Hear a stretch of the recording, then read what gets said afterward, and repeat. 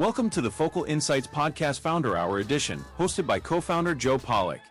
Joe has been in the e-commerce industry for over 25 years.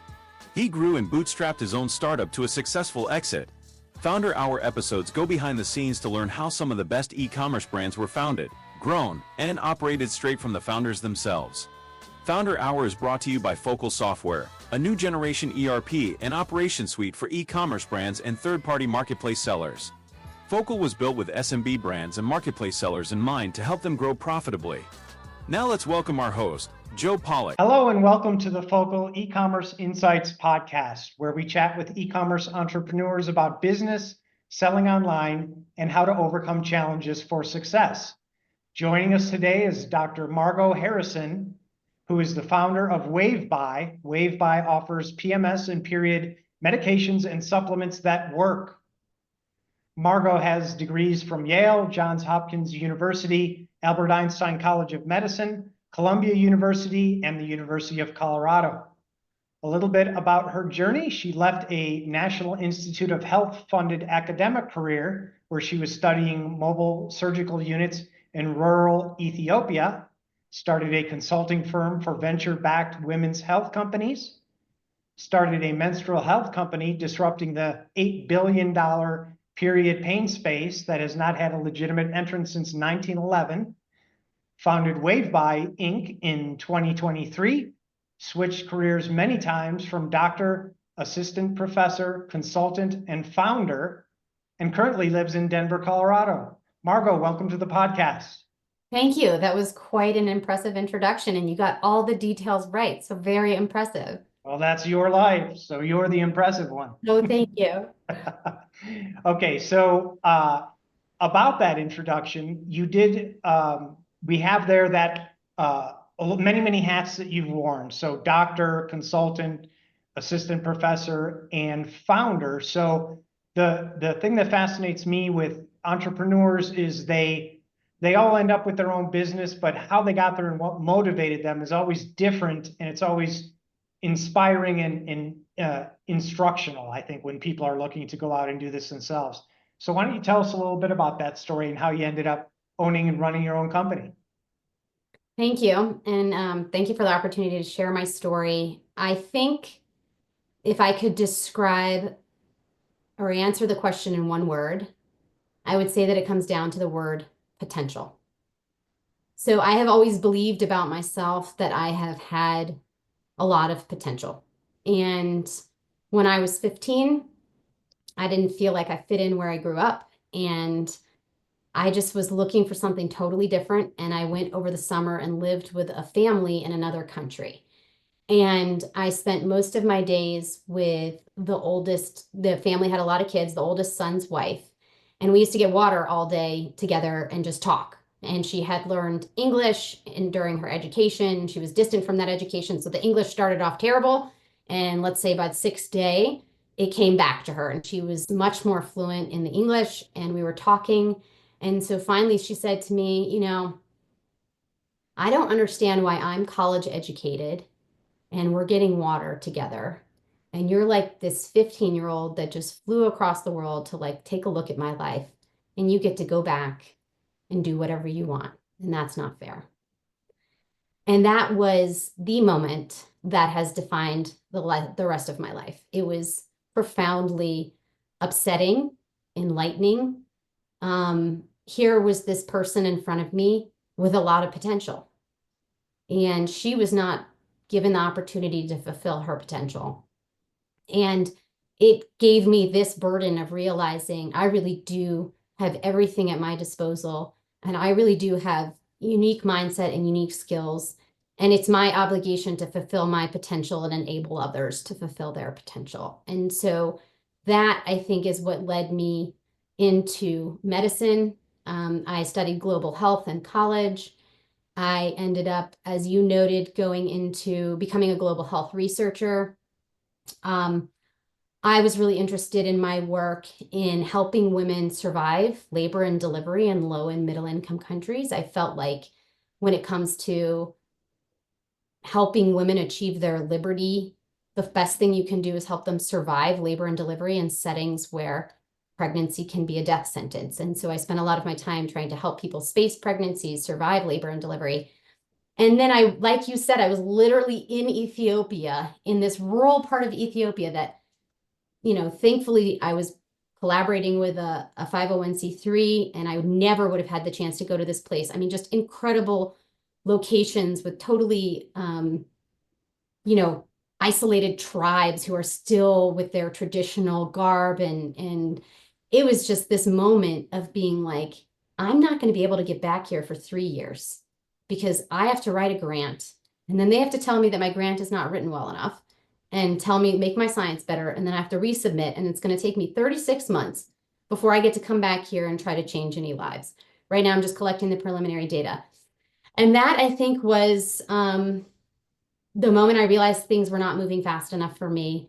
And that is when I left University of Colorado and started looking for jobs and seeing what was out there. And honestly, as like a 39-year-old or however old I was, I really didn't know that startups existed. I don't know if I had my head in the sand as a physician, all these years of training, or just the people around me. I just didn't really ever know what a startup was. And I just found this entire world of all of these companies in the women's health space.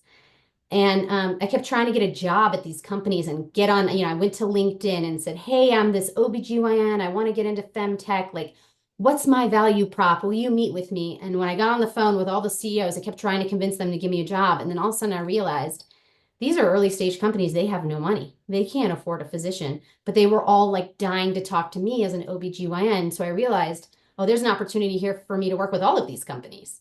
And so that's when I founded the consulting firm, and I immediately had a full book because I could bring the clinical piece, I could bring the research piece. I worked with a lot of them on analyzing their data. I taught myself statistics as an academic to move my papers through faster. And so I was working with them on FDA submissions, grants, papers, writing. And then as I got to work with so many different companies, I started to get to know this femtech space and realized that I had a lot of good ideas and, again, potential to contribute and to do this myself, as well as I thought anybody else could be doing it, especially being an actual physician. And so I incorporated my company in 23 and fundraised for a lot of 24 and brought in my first initial tranche of funding in 24, bought my product, started getting the team together, getting a website, and we actually just launched this week. So yes, we have a new menstrual health company that has just entered the market with the goal of disrupting Midol and giving women their time back. The mission is really improve the menstrual experience so people just aren't losing that time. You menstruate 450 times in your life. That adds up to like almost a decade of time. And this brings me back to that woman, like 10 years of lost time. Like she was losing so much time and potential in her situation. All of these women all over the world in their own way are just losing potential, not feeling like themselves. And they don't want to feel great. They just want to feel normal. Like they just want to be themselves. So for me, WaveBye is fulfilling my own potential, which I know I'm capable of, and helping other women fulfill their potential by just taking this inequity that they're born with and helping them be in control of it and decide whether it's something they want to experience or not. Yeah, well, first of all, congratulations on your success and just getting going here. A lot of times what you hear, the motivation to get into your own business is that there's a gap that needs to be filled in a service or a product, and it sounds like you had both. So you had a number of companies that you identified that needed help from you being a doctor, and it sounds like maybe they were more business people that were bringing a product and needed that expertise. But then you, on top of that, you have now products that you're bringing as well. And was that the case in both cases? It sounds like it, because so Midol, is Midol since 1911 or? Yes. So Okay. Midol, the active ingredient in Midol is Tylenol. Tylenol works on your brain. It's a fever reducer that people use in their children. So like even yesterday I had an event and a woman walked up to my table and she's like, I'm always just like taking Midol. And I'm like, don't take Midol. Please just don't take Midol. It doesn't work. It's so unfair. There's one product on the market. It's been the market leader for 100 years. The active ingredient does not work. It works on messengers that help you develop pain. It doesn't work on those messengers in your uterus. It's like pouring water on the sidewalk. I mean, it's just, you're just wasting, like just putting Midol in, it's not touching anything. And to me, that's a massive social justice issue. So it's all just marketing. They did a good job of marketing this pain product and to another segment and called it something different. And that's been the standard. Yeah, I mean, they are doing a good job. They rebranded and they increased their revenue and they've been TikToking away. I mean, their TikToks are like, to me, totally disconnected from real women. But the interesting thing is they have a very small revenue. Their revenue is very small. For a company that's been around for, 100 years, they only make about $68 million a year. And that's because they have good marketing and they get people to buy the product, but they don't have any lifetime value because someone takes the product and realizes it didn't work. And that's the end of it. And so I think it's sort of it's just this continual marketing and not a lot of return. Yeah, just always trying to get a new customer versus repeat customers. Yeah. I think though, to your point, like if I'm just being completely honest, and I apologize to bring a political topic onto the podcast, you can cut it out if you want to. But I am still a clinical provider. I provide care, Planned Parenthood here in Colorado. And something that kept happening to me, and I founded my company like November of 2023. And in like around August, I was thinking about starting this company. And then I realized every time I go to do abortion care, somebody sits up after their abortion and says, well, it wasn't as bad as my period. And I was like, that is the most horrible thing I've ever heard. That you could potentially rather have 12 abortions a year than have your menstrual cycle. And that was a moment where I was like, okay, I have a good idea and there's a real need here and this is not okay.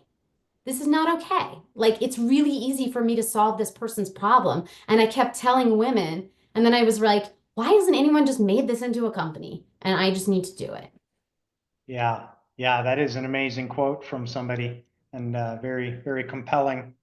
So yeah, the gap and a need out there for what you do, and then a solution to a pretty serious problem. Okay, so then you started your company. Let's talk about that. So you decided to start the company. Now you had a consulting business first, though, before WaveBye. Is that right? That's right. Okay, so and is it the same company or are they separate companies? They're separate companies. So I founded the LLC. It's called Dahlia Ventures because I live on Dahlia Street. And so I founded the LLC. It's a Colorado LLC in 2022. And yeah, worked with consultants and then basically used some of the proceeds from the consulting work that I was doing to found WaveBye, which is a Delaware C Corp. So, I had been exposed now to all these different venture-backed companies, some of their investors getting into this world, really learning what it was like.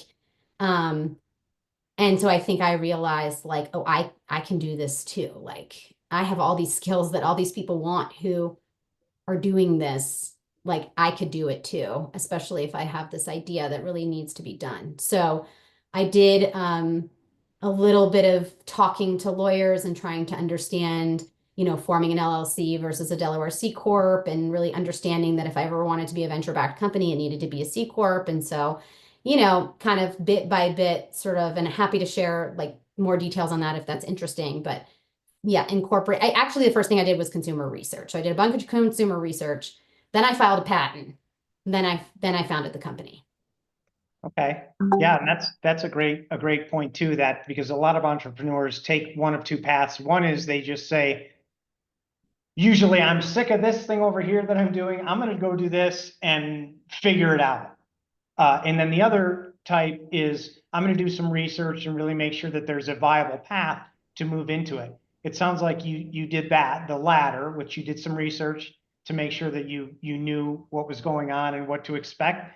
And then you have, of course, challenges as you start a business. You hit on one there where you had to have some money. You're going to need money to start. And you had the consulting business that was able to fund, or I guess bootstrap, you could say, yourself, your two companies to start another one. you could talk a little bit more about that if you like, or other challenges that you had that you expected or didn't expect. I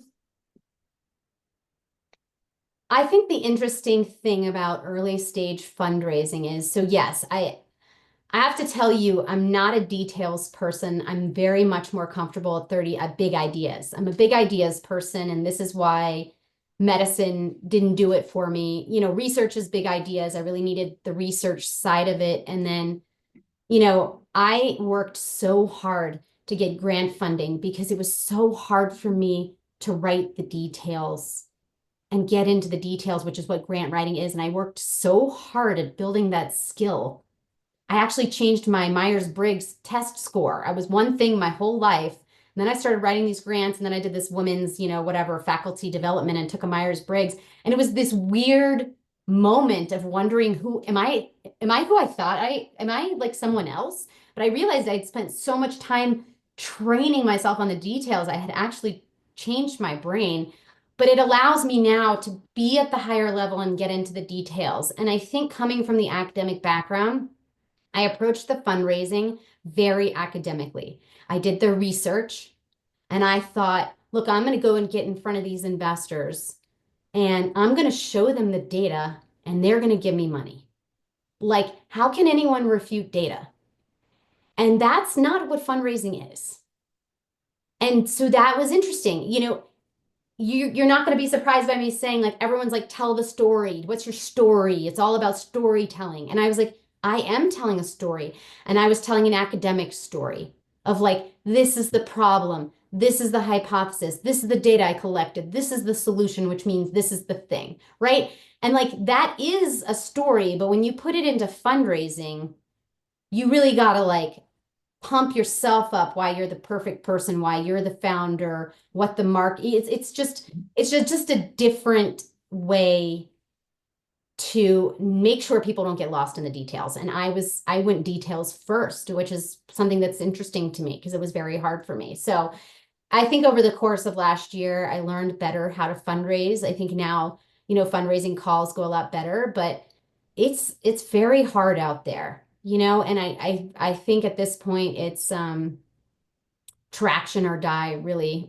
And that's what it comes down to, which also is not a profound thing to say, but yeah, we're in a moment where we're launching, and it's like, we got to get some sales so we can get some investment, or like we had a great idea and we couldn't pull it off with the cards that we had. That's exactly right. What I heard there is, which is true, tell the story. Who are you? Who's the team? What's the vision? But really, that just gets you a great idea. But they do want to see that traction. They want to see that you have a business that's going to de-risk their investment, that you have momentum, that you have traction. Yeah. So it's an amazing thing that angel investors exist, and I am profoundly grateful for mine and for the people that, you know, saw this and saw me and said, this is worth a shot. So yeah, oftentimes that's the only way at the very, very early stages. yeah. Okay, so you're up and running now. Let's talk a little bit about e-commerce, because that's what we do on this podcast. So I know you've got a Shopify website, you've got a subscription model, which is fantastic, which lenders, people that want to invest in a company, also love those subscription models. So you've got that up and running. How's that going? Is that website been up for a while?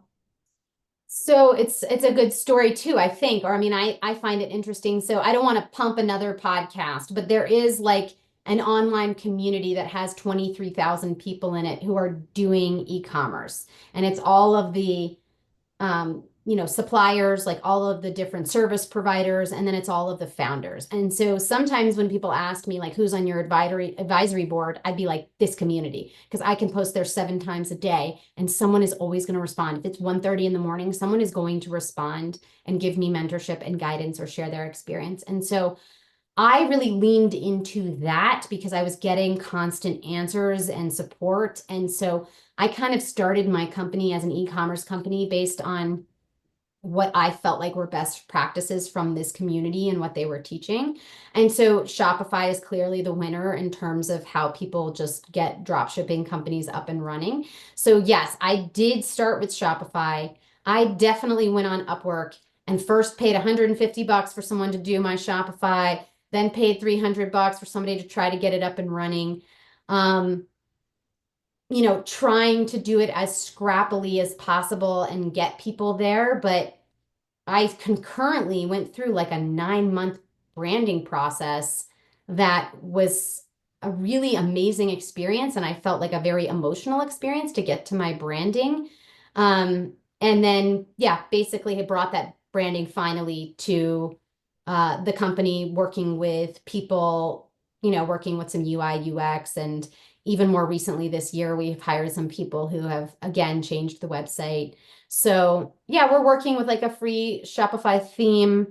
I think we've relied on other successful companies and their websites to really guide us on what looks good and what the look and feel of our company should be. But yes, we're selling on Shopify. We do have an Amazon presence. And those are the two channels right now in terms of direct consumer. We do have some in-person and sales as well. Like I have a Shopify point of service machine, and I've just started doing a bunch of events. And so I bring that with me, trying to get in-person sales as well, but using the Shopify platform. Yeah, and it's always a challenge when you're talking about using a resource like Upwork. You hear a lot of success stories with that, but you hear a lot of horror stories as well. It sounds like you maybe had a little combination, which is probably typical. Some wins, some hits, some misses. Did you look at an agency or hiring somebody for that type of website work, or is that how you did it, strictly through Upwork? No, so I brought on 2 people on equity, I think in April of last year, so about a year ago. So I brought on another physician who was helping with brand work and education, and then a unit economics specialist to build our modeling. And so those were kind of the 2 people I worked with for about 6 months. And then once I brought in funding, I was able to essentially bring on a dev team on equity. I have a friend who I worked with at a couple of different companies who was interested in working with Wave on equity, and has a number of interns that work with him. So all of our dev work has actually been free or, equity based. We did hire an early growth marketer, not having any product yet. And that growth marketer did have some team, had a great UI UX team member who really helped us with the initial website work. So really, yeah. And then since we didn't have any product yet to sell, that wasn't really the right time for a growth marketer. So we ended up transitioning to more of a generalist marketer who had a lot of experience with website and really came in. And I mean, it looked like 2 doctors and an equity-based dev team did it. And we were happy and fine. And we actually did some test sales in December and used the website. And so many people messaged me like, oh, your website looks great. But I think to like anybody who's experienced, or certainly this more generalist marketer who came on, it was not the website they wanted for a D2C face and conversion rate optimization. And so I would say one thing we've done over the past 2 months leading up to this week is really take another look at the website and other websites. And again, working with our same dev team, but with the vision of somebody with a little bit more experience on like CRO and a designer. We haven't hired agencies. We've really worked mostly with people on equity or very low amounts of cash. Yeah, so just keeping it very lean and getting as much work as you can get done with equity. Yes. Okay, you mentioned Amazon too, and Amazon does have a pretty good subscription model as well for your customers. How's that going for you? So we set up just to try to some of those early test sales with fulfillment by merchant. And you couldn't even find us if you searched our name. Like we really got whatever. The algorithm really pushed us till it was like impossible to find unless you had the actual link. So we sold some fulfillment by merchant, but it was people I had posted the link, and it was, people who knew me in my network who had purchased. We did manage, once we got real, more product in the 3PL, to actually do fulfillment by Amazon. And we've had like one truly organic sale. We haven't done any sales on Amazon. We haven't actually really figured out our product strategy over there. So we're selling in bundles on Shopify. And in order to sell bundles on Amazon, you got to pre-package the bundle before you send it to them. And it's just a lot of extra cost on our side. So we haven't really figured out exactly what our strategy is. If we sell individual units on Amazon, people would go there from our Shopify site, and it would undermine the bundle strategy that we have going for our unit economics. And so I do think we could send some product over, sell individual units instead of bundles, but we need to make sure we're selling at a price point that like people really want the individual units and it makes sense for us economically as opposed to the bundles on our Shopify page. And yes, we do sell single unit subscription month to month, and then we have a 3-month prepaid and a 12-month prepaid. So we have like a subscription model, but more than that, kind of a prepaid kind of SaaS type model where you front load the payment. Right, right. And then with Amazon, you touched on something that's very important, FBA, or fulfillment by Amazon. That's really how you have to, I guess you'd say, play their game to get the treatment, placement, exposure that you need there. And there's a lot of ways to do that as well through people with Upwork that have experience or with an agency. Traditionally, it's been very challenging for people to just pick it up and learn it. What's your approach on Amazon as So far on as the that Amazon marketing? side, I have a mentor who recommended an Amazon agency to me. There's a lot of Amazon agencies. A lot of them will do a free evaluation of your site and who they think your competitors are to give you a sense of what their plan would be. And there's a lot of different business models on their end as well. We ended up landing with an agency that came recommended by a friend. And the way that we have it set up is we have a $1,000 retainer per month, and then they take a percentage of sales. But we haven't put money into ads yet on Amazon. We just haven't really turned our attention to the Amazon strategy quite yet. But we do have an agency on that side. And so I do think for a startup like ours, without a lot of cash to burn, kind of a very low retainer with, I think it starts out at 5% they get of the revenue, and then it starts to go down over time as the sales go up. So I think we got a good setup for Amazon. We're not in a position that we can really be moving two channels, in terms of ad spend at the moment. Yeah, that rev share model is becoming very popular. It allows the agency to have some skin in the game to help you succeed. But that advertising budget is really going to be super important to build it up to where it needs to be. Yeah, so one thing the agency said to us at the beginning was like, get the Shopify going and get some awareness going, because the first thing people are going to do when they see it is go to Amazon and see if they can buy with their Prime. So it's important to have an Amazon presence, and I think eventually we will turn it on once we start to get sales on the Shopify side. But yeah, I think it's okay to start with some awareness and then turn on your Amazon secondarily. Yeah, yeah. Okay, so you've got Shopify, Amazon. What other tools have you found that help with e-commerce or to run your business in general, whether it's online tools, software to run your business, other marketplaces maybe that you're starting to look at, things like that? I'm sorry. My husband's like, did you just pick up our kid? And I'm like, no, I told you I had a podcast and I am not picking up our child. Uh-oh. So other tools. So this is something interesting, I think goes back to how my brain works. At the very beginning of starting a company, I had a very hard time just starting. Should I get the child? Yes, you should get the child. Please. Um, uh, I posted on that group and I stood at my whiteboard because I was like, I need to know what is the world of e-commerce? Like, what are the domains that people need to think about?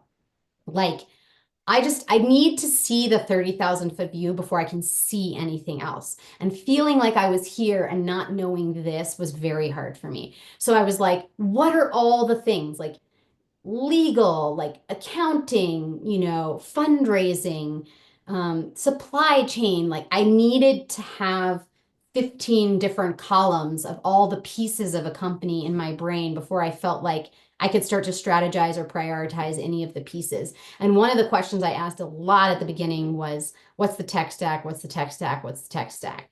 And I think it's very hard because what I would say literally today is not going to be the most up to date if we had done this podcast recording next week. Like there's just going to be another tool. And there's even SaaS tools out there to help you manage figuring out what SaaS tool is right for you. It is just overwhelming in terms of what you need. And you do see on that community a post every single day, which influencer platform should I use? You know, which tax software should I use? There's 6 to 8 of any of these things that are going to repetitively come up at the top. And so I don't think that I have any of the answers. I would say, you know, Shopify for me feels like an essential backbone product based on the experience of others. And then after, you know, that's just the tool. But the first thing you need to think about really is like your product, the value proposition of your product. And so therefore, how are you going to sell it? Meaning, what's your business model? And then adjust Shopify based on the business model and start to use apps and things as needed to support the story you're trying to tell. And so I don't think you need to go in with like, oh, I need an app for reviews. Oh, I need an app for, you know, subscription management. Like, I don't know. Did you actually sit down and think about your unit economics and how you're intending to sell this and where you're selling it and whether or not subscription really is the right model for you? You're right. Maybe it is good for investment and that people want to see that they're going to be getting recurring revenue, but you don't know. Maybe you have, you know, some product that serves a tiny niche and they're willing to spend $2,900 on a one-time purchase that lasts them amount of time. So like, it's just different. Like, you know, you can't just say, oh, go get this and this and this on Amazon, I mean, on Shopify and use these different apps without thinking more about like what you're selling and what story you're trying to tell to whom. And then you kind of need to fit in the pieces from there, is what I would say. Yeah, it is an absolutely massive business, e-commerce, $6 trillion to $8 trillion in that range. So there's no shortage of software and tools that are out there to help. Okay, so speaking of that, well, let's talk real quick. We'll get you to give any listeners some advice. So let's do two parts. So what advice would you have for anyone that's looking to go out and start their own business, that's thinking about it, whether it's e-commerce or not? So this one's general business advice.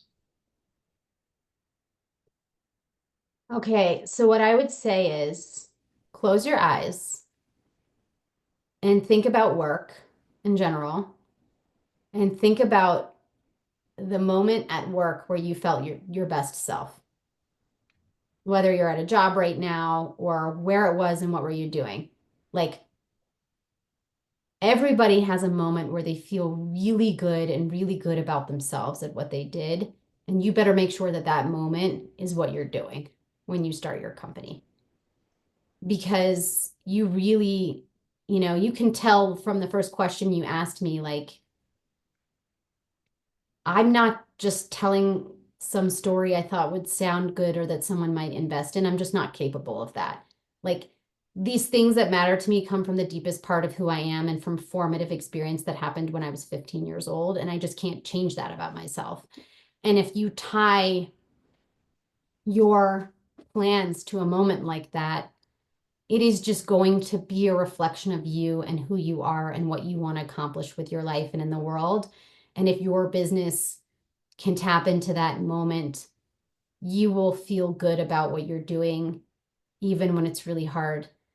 I am having a hard time being joyful about what I'm doing at the moment because it's so stressful, but my commitment to it hasn't wavered.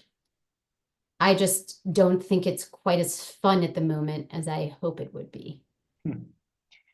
Yeah, the commitment's the big thing that no matter how high or low the roller coaster goes, that doesn't change. Yeah, so if you're going to go start a business, I would say, who are you putting at risk? Like, think about your family and make sure that you do them the courtesy of ensuring that they're on board with what you're doing, or your close friends who you're going to lean on and that they support you. Make sure that you're doing it to be your best self, and then ask for help all the time, every day. All right, well, let's then switch to e-commerce. Now, your business is essentially women specific, but there's a lot of women on earth and they're all over the world. So you need to get your product out to them. E-commerce is a great way to do it. Certainly North America's pretty big to begin with. What do you see in the future of e-commerce in general, and for you in the business, and any advice to anyone getting into e-commerce specifically? So with respect to our company, I'll start with the fact that we sell products that mostly are for women. They're targeted and branded towards women. They're beautiful packaging.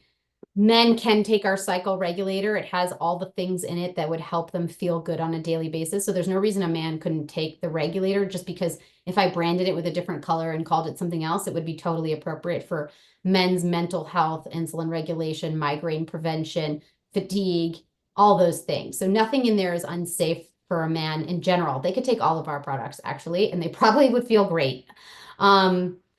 So the other thing I want to say about that is, though, like, men care as much about women's menstrual health as women do. I mean, not entirely, but like every man in the world knows a woman that he cares about, and he can buy the product for her and make her feel better, especially if she's the primary person in his life and he's suffering along with her.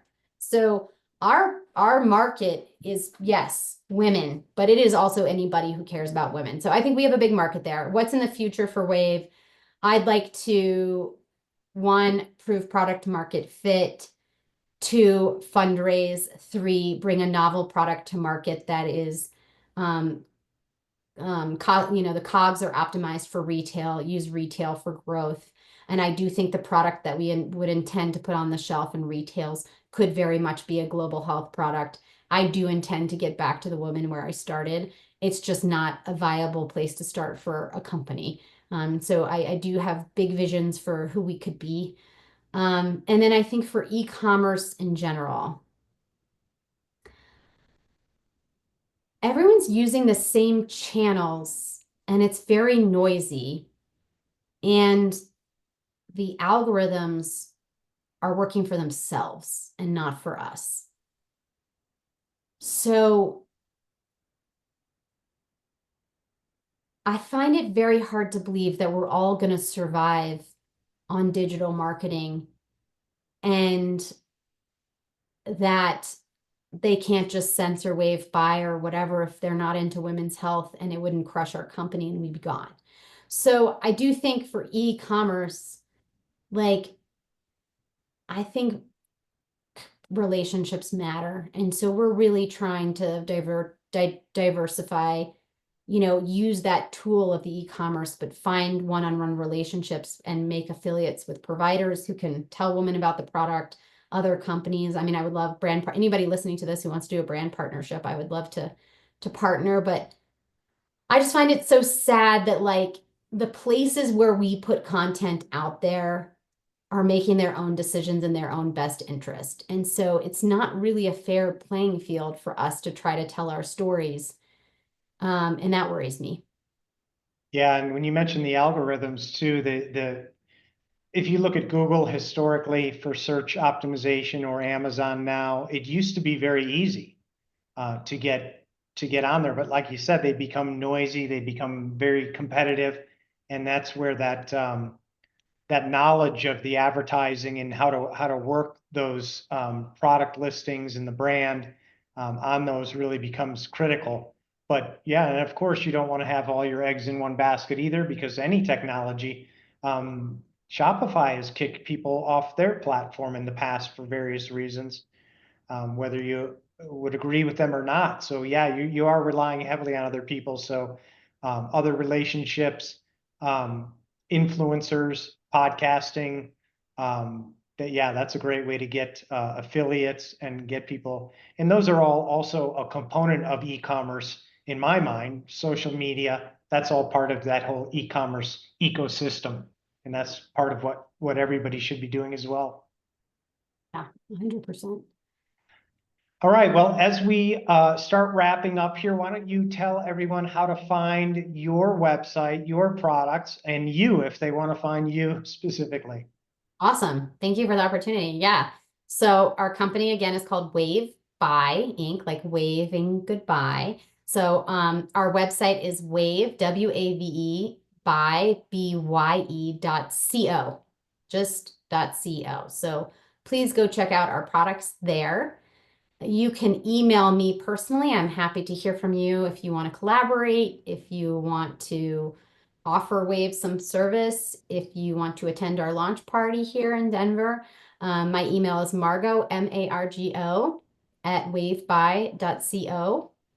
No T on the Margo. I know everybody loves to put a T. There's no T. M-A-R-G-O @waveby.co. Yeah, we're trying to get ourselves up. We're on all the socials. We'd love to put out some educational content on YouTube. So look for us at WaveBye Inc. on Instagram and Facebook and TikTok. We are there. We have a presence, and we would love for you to follow us. All right. Well, thank you for sharing that as well. And with that, we're going to wrap up the podcast. So Margo, thank you for sharing your experience. Thanks to all our listeners, and we will see you next time.